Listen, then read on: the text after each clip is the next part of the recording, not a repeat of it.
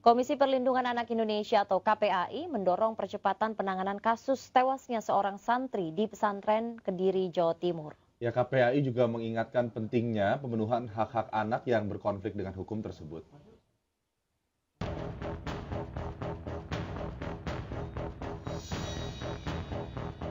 Komisi Perlindungan Anak Indonesia atau KPAI merekomendasikan kepada pihak kepolisian untuk segera menyelesaikan kasus santri yang meninggal dunia karena dianiaya oleh temannya sesama santri di Pondok Pesantren Hanifiyah di Desa Keranding, Kecamatan Mojo, Kabupaten Kediri, Jawa Timur. Komisioner KPAI mengatakan karena ini permasalahan anak, sesuai undang-undang, harus cepat selesai dan tertangani. Selain itu, para tersangka dan saksi yang merupakan anak juga harus terpenuhi haknya soal perlindungan hukum dan psikologisnya. Kendati demikian, KPAI menghormati proses hukum yang tengah berjalan agar tercipta keadilan bagi seluruh korban. Anak-anak yang hari ini berkonflik dengan hukum bisa diproses dengan cepat karena itu memang hak anak, dan juga kita memastikan bahwa anak-anak ini juga mendapatkan hak-haknya, hak perlindungannya, mulai dari pendampingan secara hukum maupun juga pendampingan secara psikologis, ya, termasuk kemudian bagaimana proses berikutnya. Sebelumnya, untuk melengkapi berkas perkara tewasnya Bintang Balkis Maulana, santri Ponpes Al-Hanifiyah di Kecamatan Mojo, Kabupaten Kediri, Jawa Timur oleh temannya sesama santri, Satreskrim Polres Kediri Kota melakukan rekonstruksi. 55 adegan diperagakan ke 4 tersangka. Seluruh tersangka memiliki peran penting karena semua melakukan kekerasan terhadap korban secara berulang yang menyebabkan korban meninggal dunia. Dari Kabupaten Kediri, Jawa Timur, Afnan Subagio, iNews melaporkan. Ya, lagi-lagi terjadi kekerasan di lingkungan pendidikan dan tampaknya ini bukan hal baru di masyarakat. Ini berbagai kasus ya yang terangkat, bahkan kasus perundungan yang melibatkan anak dari pejabat hingga figur publik di tanah air.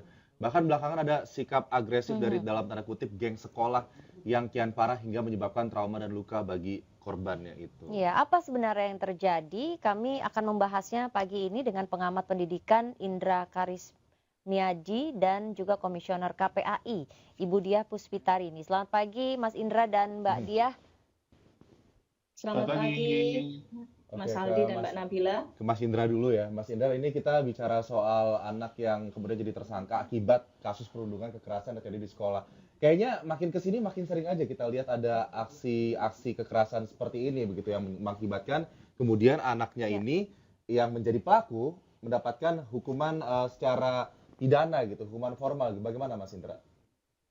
Ya, ini potret nyata dunia pendidikan kita yang kalau di negara lain orang udah memikirkan bagaimana tinggal di planet Mars, bagaimana kita punya energi yang terbarukan, ya anak-anak kita masih hidupnya gebukin satu sama lain kan gitu.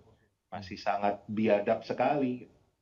Dan bertentangan juga dengan Pancasila yang harusnya kita mengamalkan kemanusiaan adil dan beradab. Nah, ini potret nyata dunia pendidikan kita yang buktikan kalau memang bangsa ini belum memfokuskan diri untuk bagaimana membangun manusia yang beradab dan modern. Karena apa? Kita sangat keliru dalam kita mendesain pendidikan kita yang isinya itu hanya urusan sekolah saja. Padahal harusnya ada 3 pusat yang dikembangkan secara bersama-sama. Rumah itu harus kita jadikan sebagai pusat pendidikan, kemudian pergerakan pemuda atau juga masyarakat ya, atau ya kita menyebutnya juga misalnya organisasi pemuda, itu menjadi bagian dari pendidikan, baru persekolahan. Kita ini kan semuanya urusannya persekolahan, makanya kita menjadi salah satu negara yang punya 18 mata pelajaran. Anak itu sekolah dari pagi sampai sore, pulang sekolah masih ikut bimbel lagi, tapi membaca kita di level functionally illiterate, dan juga hasil pendidikan kita itu ya punya anak-anak yang sangat biadab, yang ini kan kalau kita lihat ya muncul terus-menerus masalah perundungan, bullying ini itu juga yang terekspos di media sosial. Yang tidak terekspos saya yakin akan jauh lebih banyak lagi. Betul. Nah, ini kapan kita menyadari kalau kita mau fokus untuk membenahi pendidikan kita yang tentunya nggak bisa diselesaikan dengan cara behaviorisme, hanya dengan cara hukuman, tetapi harus dengan konstruktivisme. Bagaimana anak ini dicerdaskan sehingga mereka itu sadar apa yang mereka lakukan punya dampak. Misalnya deh, yang baru terjadi juga kalau nggak salah kemarin atau beberapa hari yang lalu, yang cewek-cewek di Batam itu yang sampai menendang kepala itu. Kalau kita tanya, mau nggak kamu kepalanya ditendang seperti itu? Pasti jawabannya nggak mau kan? Nah kalau nggak mau, kenapa kamu nendang kepala orang lain? Itu, dan kadang-kadang masalah bullying ini juga mereka nggak sadar sebetulnya yang mereka lakukan itu apa, karena tadi tingkat kecerdasannya tidak sampai memahami apa yang dilakukan. Nah, kita bisa lihat sekarang pemerintah sendiri apa yang dilakukan. Di Kemendikbud malah sibuk gonta-ganti kurikulum, ya kan? Yang presiden dan para menteri malah sibuk ngurusin makan siang gratis sekarang. Tapi masalah utama ini bagaimana pendidikan kita dibenahi sama sekali nggak menyentuh prioritas. Ya, Pak Indra, itu ya. Iya, jangan harap akan ada Indonesia emas, yang ada Indonesia cemas, Indonesia lemas. Ya, kalau masih seperti ini potret pendidikan kita begitu ya, masih anak-anaknya itu melakukan hal-hal yang tidak disadari akibat-akibatnya begitu ya. Mungkin ini juga karena sistem pendidikannya yang memang tidak men-trigger anak-anak tersebut itu untuk berpikir lebih, yang memiliki empati lebih begitu. Kita ke Ibu Diah dulu. Ibu Diah, kalau dari data KPAI sendiri, Bu Diah, seperti apa trennya? Apakah memang benar begitu semakin meningkat adanya perundungan dan kekerasan kepada anak? Baik, terima kasih. Jadi kalau kami menjelaskan, kami menganalisis itu memang jenis kekerasan itu memang luas ya. Termasuk kekerasan seksual, kemudian kekerasan fisik psikis, kemudian juga ada kekerasan pada diri sendiri, ya, self harm ataupun bunuh diri, itu juga bagian dari kekerasan. Kemudian pengeroyokan, kemudian perundungan yang lain, itu juga bagian dari kekerasan. Sehingga kalau KPAI mencermati, ini memang pasca COVID ya, pasca COVID kemudian anak-anak mulai masuk. Dan sampai tahun 2023 hingga 2024 ini memang meningkat cukup mengkhawatirkan menurut kami. Kenapa? Karena jenis-jenis kekerasannya itu mohon maaf sangat-sangat berbeda dari kasus-kasus sebelumnya. Sebagai contoh misalnya, kenapa anak sampai berani membunuh, membakar temannya, kemudian mohon maaf hampir menjual ginjal, bahkan di kelas ketika pembelajaran tahun yang lalu mungkin Mas Indra juga mencermati di Banjarmasin gitu ya, itu kan sampai menusuk temennya ya di dalam kelas dan aktivitas sedang pembelajaran. Itu memang sangat di luar nalar ya dan kondisi bangsa kita sebenarnya. Maka kami melihat ini kalau dibiarkan terlalu lama, dan sebenarnya Permendikbudristek 46 tahun 2023 sudah ada, namun kita perlu evaluasi ya Mas Indra ya. Mungkin kita perlu evaluasi karena ternyata di dalam Permendikbud itu sistem penanganannya, persiapannya dan lain sebagainya juga belum dibahas secara teknis. Sehingga sebagai contoh kasus di Serpong kemarin misalnya, atau di Cilacap yang kami dampingi, atau di Kediri, atau di Makassar, atau di beberapa daerah yang lain yang KPAI dampingi, itu mereka belum siap. Oke, kita ada Satgas TPPK tapi belum siap. Nah, kemudian KPAI juga melihat ini ada faktor media sosial juga, Mas Aldi, Mbak Nabila. Jadi, kenapa kemudian media sosial ini berpengaruh? Karena ternyata anak-anak itu juga mendapatkan, mohon maaf, insight dari media sosial, jenis-jenis bentuk kekerasannya. Kemudian kenapa disebarluaskan, di video disebarluaskan, itu kan juga ada semacam kesengajaan. Kemudian kontrol ini diri yang tidak didokumentasikan terbentuk ya oleh remaja-remaja anak-anak itu ya. Betul, didokumentasikan, dan khawatirnya sebenarnya waktu di Cilacap itu kami turun ya, Tapi kalau dan saya sendiri yang misalnya turun. bicara soal anak-anak yang kemudian jadi tersangka kan KPAI juga mendorong tadi ya Bu Dia soal Betul. anak-anak ini mendapatkan pendampingan anak-anak yang Iya. berkonflik dengan hukum. Pendampingan Iya. seperti apa kemudian yang diharapkan untuk anak-anak ini dan bagaimana agar pendampingannya tidak hanya anak yang berkonflik hukum saja tapi anak-anak yang sebetulnya perlu dibina agar mereka punya itu tadi konstruksivisme moral yang baik begitu dari sekolah. Oke, ini dua hal yang harus saya jawab dengan landasan yang berbeda ya Mas. Yang pertama, kalau untuk anak berkonflik dengan hukum, anak yang mendapatkan perlindungan khusus itu diatur dalam Undang-Undang Perlindungan Anak di pasal 64. Ada beberapa termasuk identitasnya, kemudian hak pendidikannya, hak tumbuh kembangnya, kemudian hak dimanusiawikan ya, mohon maaf. Kadang juga ada perlakuan tidak manusiawi dan lain sebagainya ketika anak dicap sebagai berkonflik dengan hukum.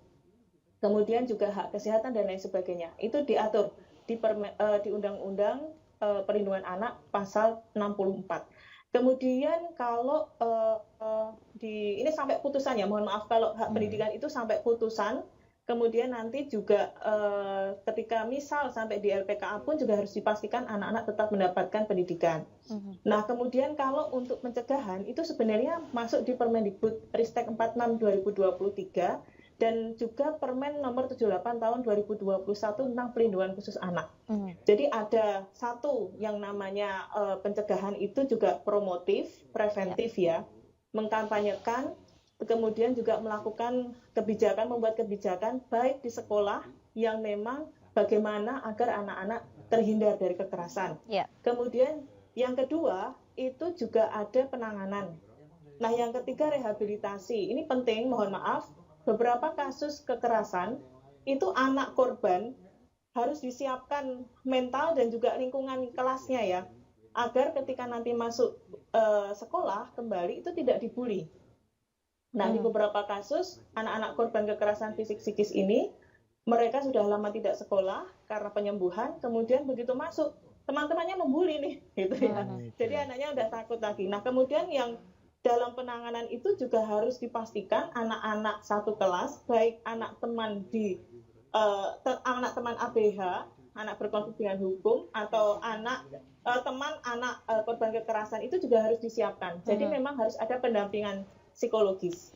Dan siapa peran ini dari sekolah juga dari UPTD PPA setempat. Gitu. Baik, nampaknya memang harus diatur sedemikian rupa atau mungkin memang peraturannya sudah ada, tapi bagaimana kemudian ini menjadi implementasinya benar-benar baik gitu, bagus. Kita ke Pak Indra lagi. Pak Indra, tadi kan juga disebutkan bahwa memang undang-undangnya sudah ada, preventifnya sudah ada, kemudian pendampingannya sudah ada. Nah, tapi sepertinya memang aplikasinya ini masih belum maksimal gitu, atau seperti apa di lapangan? Apakah memang hanya teori saja begitu dan pengaplikasiannya tidak tepat sasaran, seperti apa Pak? Jadi tadi pendidikan kita yang nggak jalan. Karena pendidikan kita pada dasarnya isinya cuma persekolahan. Jadi tidak didorong untuk membangun yang namanya karakter, ya kan? Itu yang harus kita benahi. Jadi contoh aja kalau tadi Mbak Dia mengatakan misalnya tentang kekerasan seksual yang dimulai dengan pelecehan seksual, ya.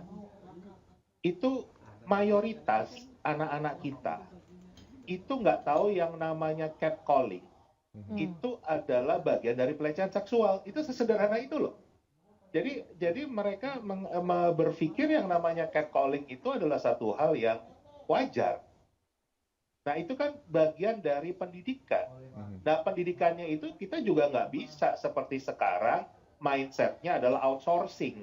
Kita serahkan ke sekolah, kita serahkan ke bimbel. Enggak. Itu justru harus mulai dari orang tua dulu. Baik. Dan orang tua Indonesia itu nggak pernah mendapatkan bimbingan, bantuan, panduan untuk mendidik anaknya sendiri. Jadi memang harus berjenjang, kemudian anak mendapatkan pendidikan dari sekolah, dari keluarga, dari masyarakat, sehingga nanti pada saat di sekolah berkumpul bersama teman-temannya juga memiliki karakter yang baik, begitu ya kira-kira Mas Indra. Betul. Ya. Nah, kita bicara misalnya yang tadi saya katakan, singkat saja Mas Indra. Kedua ya, pergerakan pemuda ya. Kalau anak-anak remaja ini kan energinya besar sekali ya. Daripada misalnya mereka tawuran, mereka bullying, malah dibikinin ring tinju, diajarin untuk tinju, Ada itu memang lebih penyalurannya bermanfaat. yang positif Ya, Bisa ya. bermanfaat. Ada Dan juga itu value harus- yang kemudian bisa diambil oleh anak itu dari Nah. ajaran-ajaran olahraga, kompetisi dan lain-lain itu. Mas Indra, Betul. Mbak Diah, terima kasih sudah bergabung bersama News Today pada pagi hari ini. Mohon maaf waktu kami sudah habis. Semoga ini menjadi catatan dan juga pelajaran ya bagi seluruh penyelenggara di dunia pendidikan agar tidak terjadi lagi lah kekerasan-kekerasan Betul. seperti ini ya. Kita nampaknya udah capek banget lihat berita-berita kekerasan di sekolah. Baik, terima kasih Bu Dia, Pak Mas Indra, Indra. sehat-sehat. Terima kasih. Sehat.